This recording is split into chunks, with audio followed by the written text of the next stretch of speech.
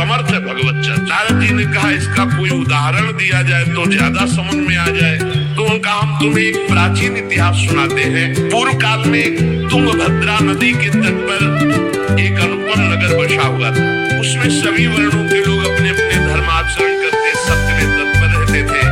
उस नगर में समस्त वेदों का ज्ञाता, श्रौत स्मार्त कर्मों में निपुण एक ब्राह्मण रहते थे जिनका नाम था आत्मदेव।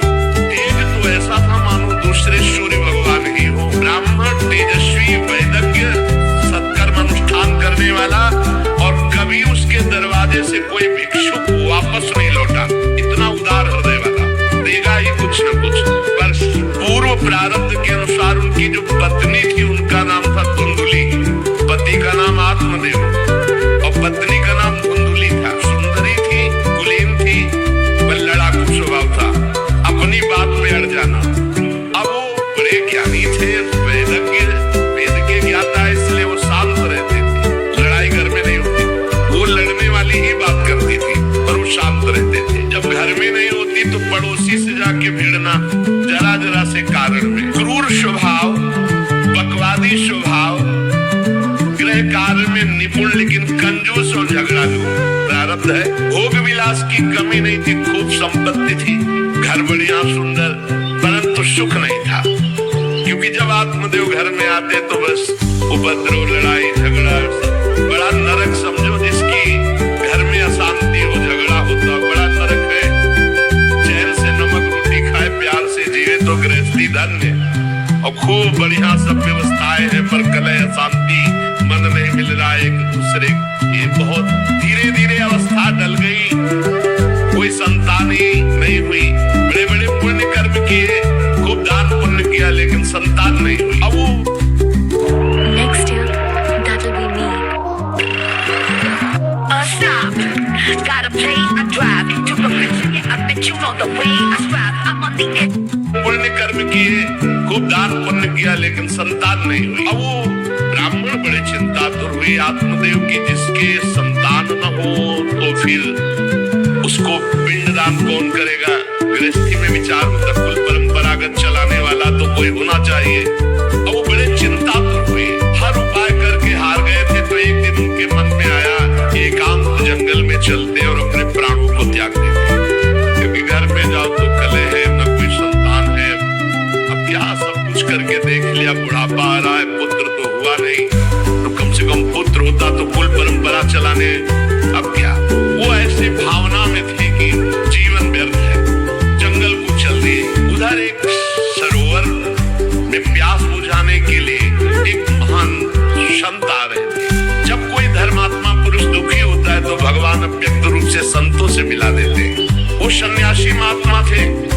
ब्राह्मण देखा कि वो जब जल पी चुके तो जाके साष्टांग दंडवत किया, शास्त्रों का ज्ञान था, हाथ जोड़कर खड़े हो गए। कथम रोदसी विप्रत्वम काते चिंता बलियसी वदत्वम संपत् सत्वरम मह्यम स्वस्य दुःखस्य कारणम। ये लंबी लंबी सांसें खींच रहे हो, उदास खड़े हो, दुखी दिखाई दे रहे हो। देखने से तो लगता है कि तुम ब्राह्मण हो, क्योंकि तेजस्वी हो। क्या चिंता है तुम्हारी जो तुम जल्दी जल्दी श्वासें खींच रहे हो लंबी और दुख प्रकट कर रहे हो।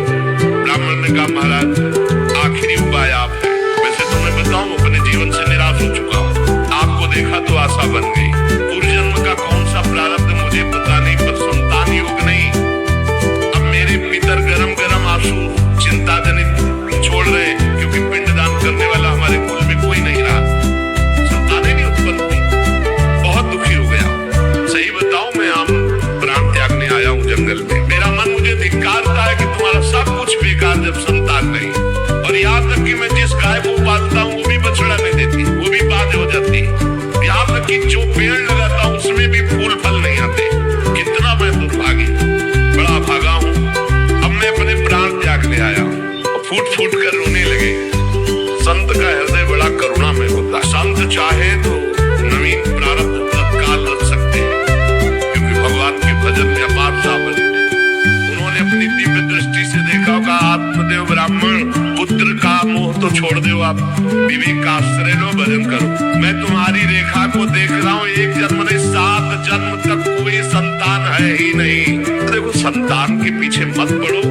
राजा सगर, महाराज अंग, बड़े बड़े संतान में बहुत दुख भोगे। अब तुम भजन करो, जंगल में निकल आए, भजन करो, संतान की आशा छोड़ो। ब्राह्मण ने कहा कि मुझे उपदेश नहीं, ये उपदेश नहीं, सब पढ़ाऊं, मुझे पुत्र चाहिए, पुत्र देव नहीं, मैं आपके सामने अभी प्राण त्यागता हूं, मुझे पुत्र चाहिए। ब्राह्मण का ऐसा आग्रह देख करके सन्यासी जी ने कहा कि देखो, विधाता के लेख को कोई मिटा नहीं सकता, चित्रकेतु का चरित्र पढ़ के देख लेना। दैवी जिसके उद्योग को कुचल देता है वो सफल नहीं होता। तुम्हें पुत्र सुख नहीं है। उन्होंने कहा फिर हम कह रहे हैं बस अब पुत्र का आशीर्वाद दे ही दो, नहीं तो प्राण त्याग देंगे आपके सामने।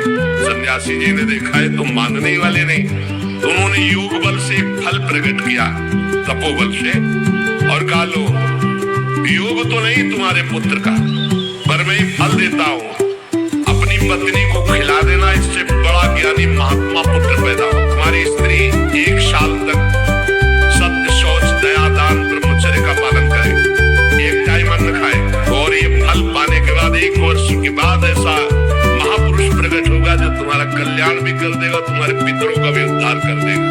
वो योगी राज सन्यासी फल दिए।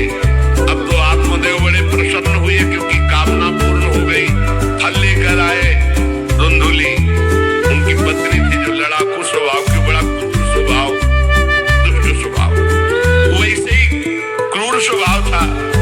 आके कहा हो भाग्य एक सन्यासी मिले, फल दिए, और उन्होंने नियम बताया है कि 1 साल तक सत्य बोलोगी, पवित्र रहोगी, दूसरों को दान करोगी, एक समय तुम अन्न खाओगी, और बहुत शुद्ध स्वभाव वाला महात्मा बालक पैदा होगा, ये फल खा लो।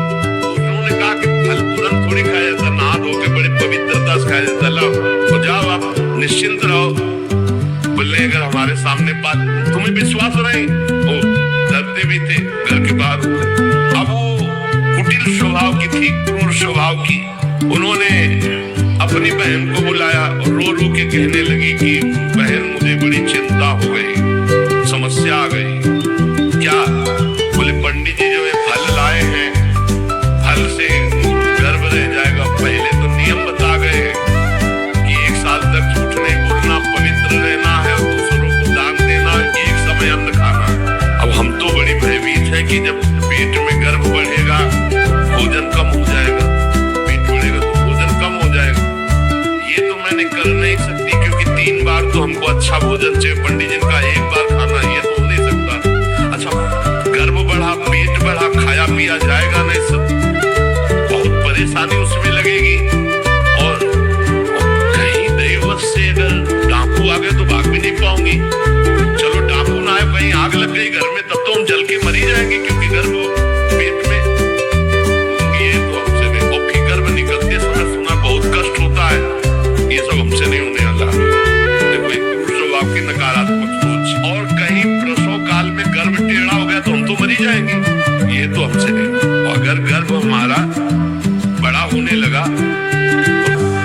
और घर में ननद आ गई, सब माल मुद्दा समेटती रहेगी, हम तो कुछ लड़ ही नहीं पाएंगे क्योंकि लड़ने लायक नहीं रहेगी। ये सब विचार करके उनका ये सब हमसे नहीं होने वाला। उनकी बहन ने कहा सोच क्यों करते, ठीक इसी समय हमें अनुभव हुआ है 2-4 दिन में, इसी महीने में, कि हमारे पेट में है, तुम हमारे पति को धन दे देना और गर्भवती का नाटक करो, जब हमारे बच्चा होगा हम तुम्हारे यहाँ पहुंचा देंगे, हम अपने आप शोरगुल कर देंगे, बच्चा मर गया, कौन देखने आता है, और पति को पैसा दे देना। हाँ ये तो बढ़िया बात रही, बढ़िया विधान बन गया, जैसे को तैसे मिले तो बढ़िया विधान बन गया। तू गर्भवती का नाटक कर आज से कि फल पा लिया और मैं गर्भवती हो गई, मैं अपने बालक को मरा घोषित कर दूंगी, और ये जो फल लाए हैं इसकी परीक्षा के लिए जो गऊ है उसको उपवा दो। जैसा उनकी बहन ने कहा था वैसे धुंधुली ने सब कर दिया। देख लो कहा था स्वामी जी ने तुम्हारे 7 जन्म बालक नहीं, तो देखो बुद्धि कैसी खराब हुई।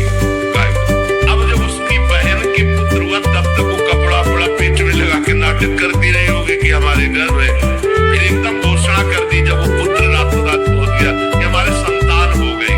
उसके पिता को अच्छा धन दे दिया, वो धुंधुली को ला करके बहन का बेटा दे दिया। आत्मदेव तो बहुत आनंद हो गए, जान न जाए नारी गति भाई, क्या रहस्य हुआ। वो तो बहुत सुखी हो गए कि संत भगवान के द्वारा दिए हुए फल से हमारे पुत्र हो गया। बड़ा आनंद, बड़ा उत्सव मनाया, बालक के जात कर्म संस्कार कराए, खूब दान पुण्य किया, मांगलिक कृत्य किए। धुंधुली ने अपने पति से कहा, पता नहीं क्या कारण है, मेरे वक्षा स्थल में दूध तो है नहीं और अभी नया बालक है, बिना माँ के दूध के जीवित नहीं रहेगा, तो हमारी बहन के बालक हुआ था पधार गया है, उसको बुला ले क्या? अरे उनका बिल्कुल बुलाओ, हम और पैसे देंगे, स्वागत करेंगे, हमारा बच्चा पुष्ट होना चाहिए। बुद्धि लगाते हैं क्रूर स्वभाव के लोग, ऐसा एकदम फिट कर लिया विधान। अब उसको बुला लिया बालक का पालन पोषण करने के लिए पैसे के, और वो असली माँ तो वही है ही है। पुत्र की रक्षा के लिए जो जो कहा आत्मदेव ने वो सब स्वीकार कर दिया। 3 महीने इस बालक के व्यतीत होने के बाद, उन्होंने कहा था 1 साल बाद, 3 महीने व्यतीत होने के बाद गौ के बच्चा हुआ मनुष्याकार, केवल कान गौ के, पूरा मनुष्याकार, सर्वांग सुंदर, दिव्य तेजोमय, स्वर्ण की सी कांति। क्योंकि वो योगी के तब तक ब्राह्मण देवता नाच पड़े कि भगवान जब दिए तो कितना आनंद, घर में भी बच्चा, गौ के भी बच्चा ही हुआ। खूब संस्कार करके मंगल दान, बड़े प्रसन्न है। सब लोग कहते आत्मदेव का देखो कैसा भाग्य बदला कि घर में भी पुत्र हुआ, गौ के भी पुत्र हुआ, बछड़ा नहीं, केवल कान भर। कैसे आश्चर्य की बात, दिव्य बालक उत्पन्न हुआ। पर इस गुप्त रहस्य का किसी को पता नहीं। आत्मदेव ने देखा कि बालक पूरा मनुष्याकार, केवल कान, गाय के तो नाम रखा गोकर्ण, और धुंधुली ने किसी शास्त्रीय पद्धति से नहीं, अपनी पद्धति से, हमारा नाम धुंधुली तो हमारे लड़के का नाम होगा धुंधकारी, उसका नाम रखा धुंधकारी। कुछ काल व्यतीत हुआ, दोनों जवान होने लगे।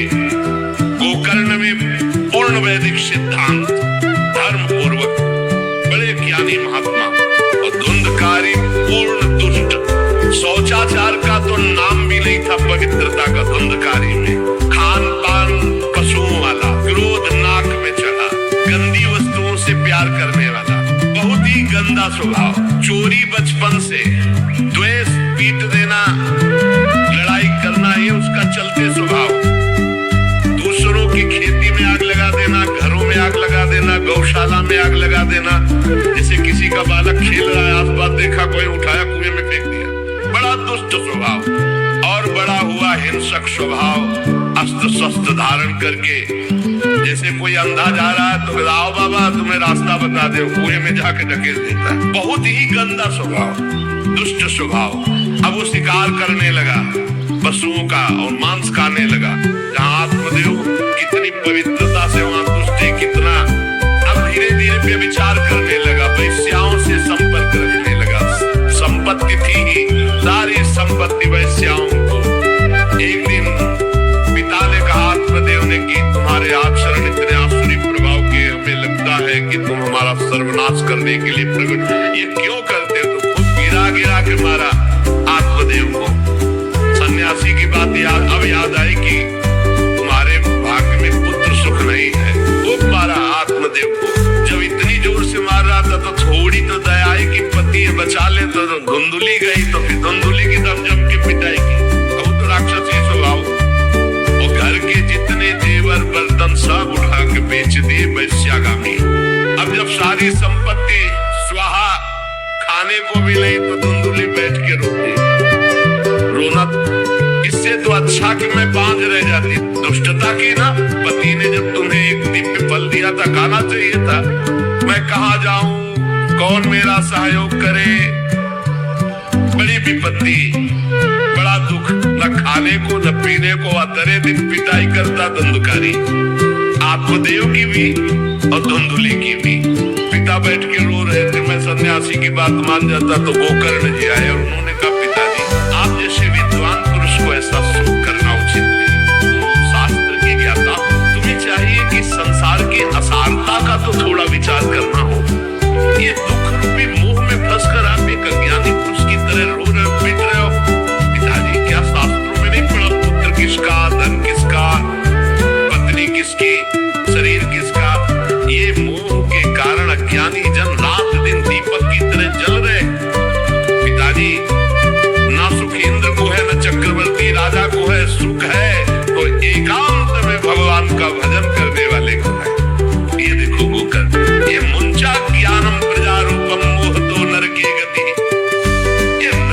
होने वाली बात पुत्र के मोह में फंस करके आप छोड़ो इसे, आपका शरीर नष्ट हो जाएगा। इसलिए मेरी प्रार्थना मानो, आज से निकलो घर से और वन में जाओ, भगवान का चिंतन करते हुए जीवन व्यतीत करो। गोकर्ण जी के वचन सुनकर आत्मदेव वन में जाने के लिए तैयार हो गए। उनका बेटा आज तक तो कभी वन में तपस्या भजन किया नहीं, बड़ा शरीर से राग है, क्या करूं, कैसे भगवत प्राप्ति करूं? तो देहे स्थिमान चिरुधिरे विमतिम त्यजत्वम जाया सुतादिषु सदा ममतां विमुञ्च पश्यानिशं जगदिदं क्षणभङ्गनिष्ठम् वैराग्य राग रसिको भव भक्ति निष्ठा धर्मं भजस्व सततं त्यज लोक धर्मान् सेवस्व साधु पुरुषान् जहि काम तृष्णाम् अन्यस्य दोष गुण चिंतनमासु मुक्त्वा सेवा कथा रसमहु नितराम पिबत्वम। संत समागम कभी व्यर्थ नहीं होता। देखो संत समागम का फल है गोकर्ण। गोकर्ण जी ने कहा, पिताजी जिस शरीर को आप मैं मान रहे हो आप मैं नहीं, ये शरीर हड्डी मांस रुधिर का पिंड है, इसे आप मैं मानना छोड़ दे। आपकी स्त्री आपका पुत्र ये कभी आप मत माने, ये आपके नहीं थे, न पहले और न बाद में, बीच में भास रहे कि आपके है। ये संसार रात दिन नाश को प्राप्त हो रहा है, क्षण भंगुर है। किसी भी कोई वस्तु में ममता मत करो, यहाँ कुछ स्थायी नहीं है, सब नष्ट होने वाला है। बस एकमात्र वैराग्य रस के रसिक होकर भगवान की भक्ति में लग जाओ। कैसे भक्ति करें? धर्मम भजस्व सततम, सदैव धर्म का भजन करो। कौन सा धर्म? बोले त्यज लोक धर्मान, लोक धर्म का त्याग करके भागवत धर्म का आश्रय लो। भागवत धर्म का आश्रय कैसे प्राप्त होगा? बोले सेवस्व साधु पुरुषान, सदैव संत पुरुषों का संग करो, उनकी सेवा करो। उनके संग से, उनके वचनों से, उनकी कृपा से तुम्हारे हृदय में भागवत धर्म का परिचय जागृत हो जाएगा, तुम महाभागवत हो जाओगे। पर संतों का सेवन करने के लिए जो सबसे बड़ा दोष है काम और तृष्णा, ये नहीं संतों के पास टिकने देती। इसलिए जय काम तृष्णा, कामना और भोगे हुए भोगों को जो भोगने की इच्छा तृष्णा, इनका त्याग करके संत संग करो। और जब संत संग होने लगे तो सावधान हो जाओ, अन्यस्य दोष गुण चिंतन मासु मुक्त्वा, दूसरे के गुण दोषों का चिंतन न करके श्री भगवान का चिंतन करे, भगवान की सेवा करे, भगवान की कथा लीला सुने, तो उसको नित्य भगवत धाम की प्राप्ति हो जाती है। हे पिताजी, शरीर से मैंपन छोड़ दीजिए और शरीर संबंधियों से मेरापन छोड़ दीजिए और भागवत धर्म का आश्रय लेकर संत समागम कीजिए। सदैव संतों की सेवा, भगवत सेवा, नाम जप, लीला कथा श्रवण गायन, इसी से भगवत प्राप्ति हो जाएगी। बस उसी समय गोकर्ण को मन से प्रणाम करके कि भगवान गुरु रूप से इसी रूप में आकर मुझे उपदेश दे रहे, उसी समय आत्मदेव जी ने तो घर छोड़ दिया और वन की यात्रा की। 60 वर्ष की आयु हो चुकी थी पर ज्ञान था शास्त्रों का, बड़ी निष्ठा से अपनी बुद्धि को समेटा संसार से और रात दिन भगवान के चिंतन में लगा दिया। भगवान के चिंतन और भागवत के 10वें स्कंद का रोज पाठ पूरा, जो भागवत का 10वां स्कंद श्री कृष्ण लीला चरित्र से भरा हुआ है, पूरा पाठ और निरंतर नाम जप, इसके प्रभाव से श्री कृष्ण चंद्र की प्राप्ति हुई गोकर्ण जी के उपदेश से आत्मदेव की। अब जब पिता वन को चले गए तो और छूट, वैसे मानता तो था ही नहीं पर और छूट हो गई। अब धुंधकारी ने उठाई लाठी डंडा, धुंधुली की डट के पिटाई की, तो कहा बता धन कहाँ है? अब जितना धन था तो सब ले गए।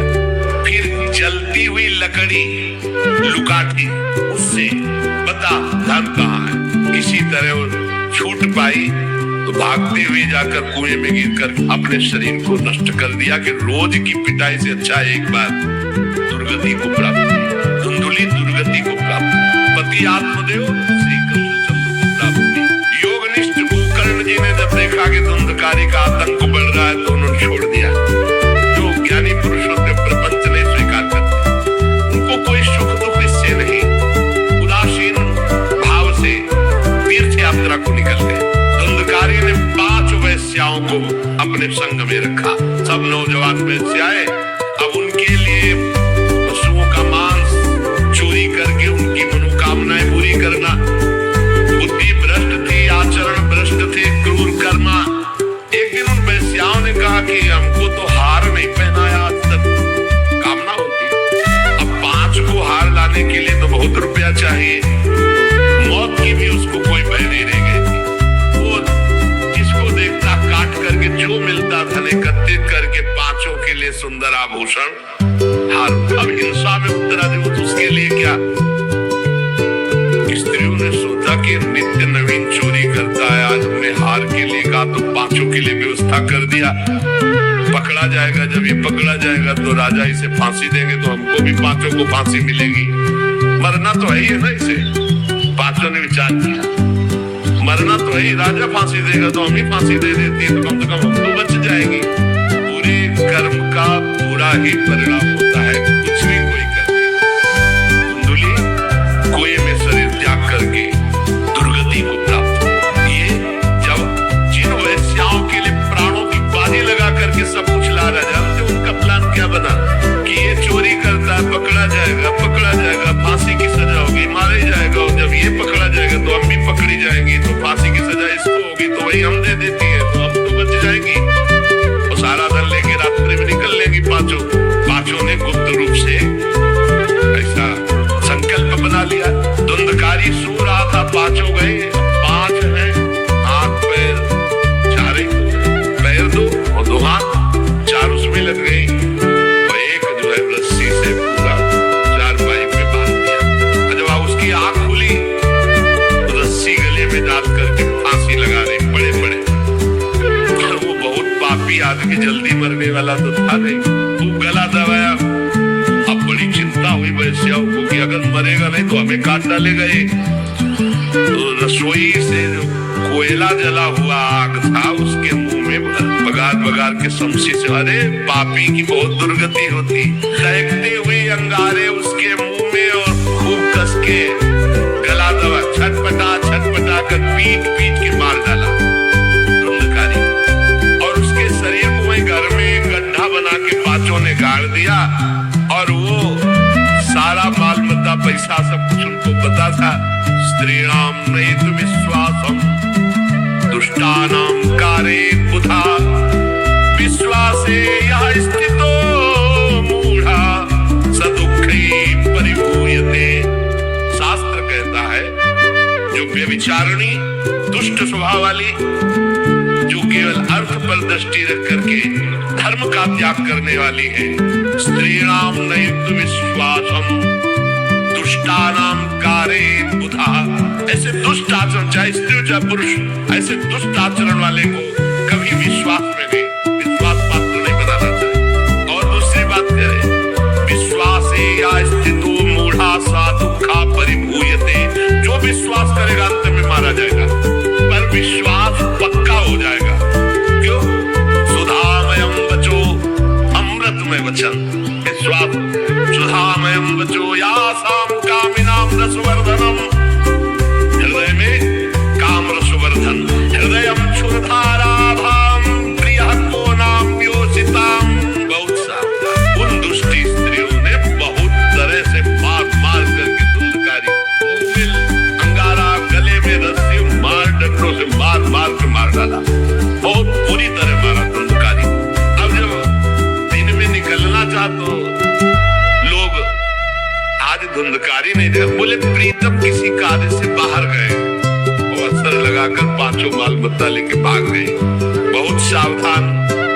संघ्रत्य वित्तम तायाता उल्टा बहुभर्तिका धुंधकारी बभूवात महान प्रेतः कुकर्मतः। जो कई पुरुषों से सहवास करती है या कई स्त्रियों से जो सहवास करता है, ऐसा अपवित्र हो जाता है कि उसके छूने मात्र से पुण्य नष्ट हो जाते हैं।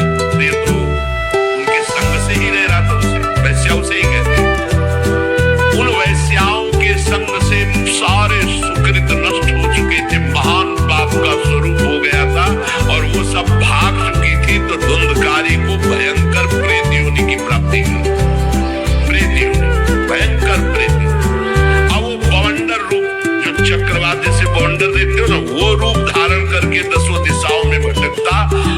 प्रेत को स्वयं से पानी पीने के लिए कोई सुविधा नहीं। ऐसा नहीं नदी के किनारे रह रहा तो पानी पी लेगा, वो किसी को पकड़ेगा तब उसके द्वारा जो उसको पानी पिलाया जाएगा वो उसको मिलेगा। ऐसे पानी नहीं पी सकता, ना कुछ खा सकता है, ना कहीं विश्राम कर सकता है। वो बस आ दई चिल्लाता हुआ रोता हुआ भटकता है। प्रेत योनि बड़ी भयानक होती है। जब तीर से यात्रा करके गोकर्ण जी लौटे तो सुना कि धुंधकारी का लापता मार डाला गया। तब उन्होंने फिर गया गए और वहां पिंडदान किया धुंधकारी के लिए भी। बड़े महात्मा थे गोकर्ण, श्राद्ध किया और काफी तीर्थों में मंत्रानुष्ठान किया कि इसका कल्याण हो जाए। ये सब करके लौट आए अपने पिता आत्मदेव के घर में। रात्रि में कोई देख ना पावे इसलिए सीधे अपने घर में गए और शयन किया। वही गड़ा था धुंधकारी, प्रेत आत्मा बन के वो मड़रा रहा था। वही प्रेत आत्मा ऐसे को नहीं छूती जो भगवान का भजन करते। देखो अब ये धुंधकारी ने देखा कि गोकर्ण आए हैं तो उसको तसल्ली हुई कि महात्मा हमारा कल्याण कर देगा। वो प्रकट हुआ, भेड़ा बना। धुंधकारी पहले भेड़ बना बड़ा, और ऐसे गोकर्ण जी ने देखा कि दरवाजा तो बंद था, भेड़ कहां से आ सकता है। तुरंत भैंसा बन गया, तुरंत इंद्र रूप धारण कर लिया, भयावह प्रिय, ऐसे कई रूप बदल। तब उनका ये विपरीत अवस्था, इसका मतलब ये प्रेत है।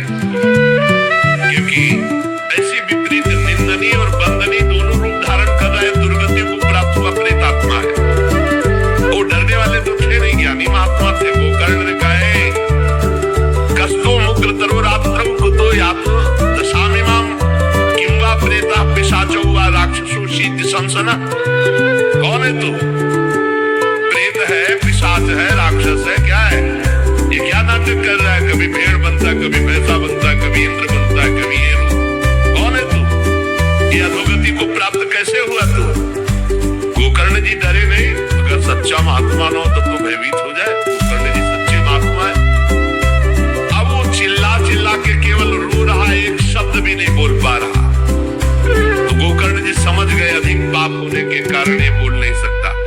तब अंजलि में जल लिया और कई मंत्रों का जाप किया और फिर उसके ऊपर फेंका। जे भी फेंका तब बोल पाया, भैया मैं आपका भाई धुंधकारी हूं, बचा लो, मेरी भारी दुर्गति हो गई। मैं तुम्हारा भाई हूं, मैं धुंधकारी हूं। अब मुझे बहुत कष्ट हो रहा, पश्चाताप हो रहा, मैंने सब कुछ नष्ट कर दिया।